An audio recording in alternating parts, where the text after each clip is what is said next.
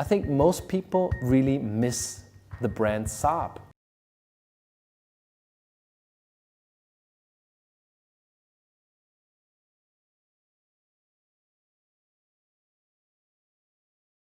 So it's sort of like an homage to the heritage of the brand. Just wishing that we had Saabs in the street again.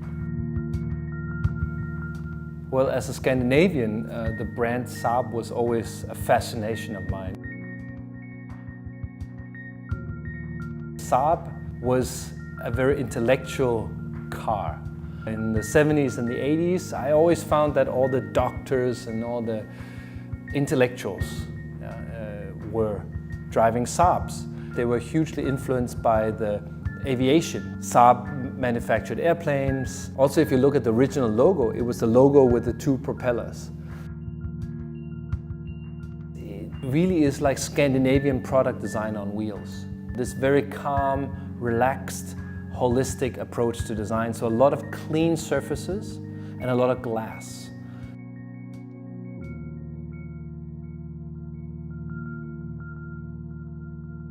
It's got a certain cleanliness to it, simple. It's not more than it needs to be.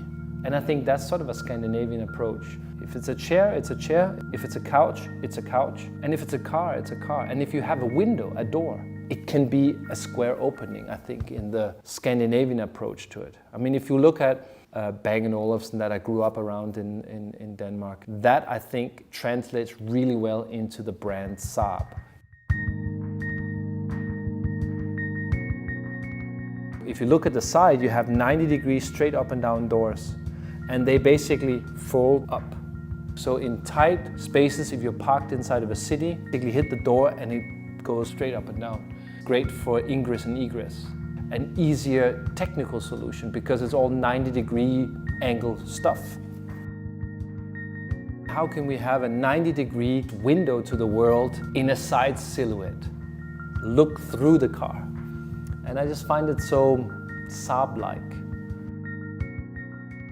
The front-end design, I intentionally wanted it to be super minimalistic and clean. The surface is completely uninterrupted. The graphics very clean and architectural. The back end has no glass, it has no window. So basically the idea is that you sit in like a cocoon and you look forward, but you sit kind of protected on the second row seat. And I just wanted to create something super simple. Simple floor, simple dash, simple seats. We focus on material and on technology. I see that the air conditioning unit would be in the front of the car. You can have basically a full widescreen television set in front of you, basically.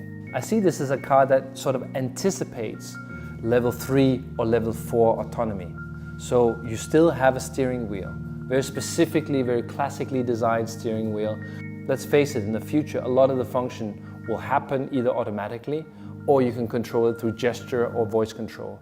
So I think there's a point about minimizing buttons. A steering wheel is a steering wheel, a surface with your information, and that's the interior.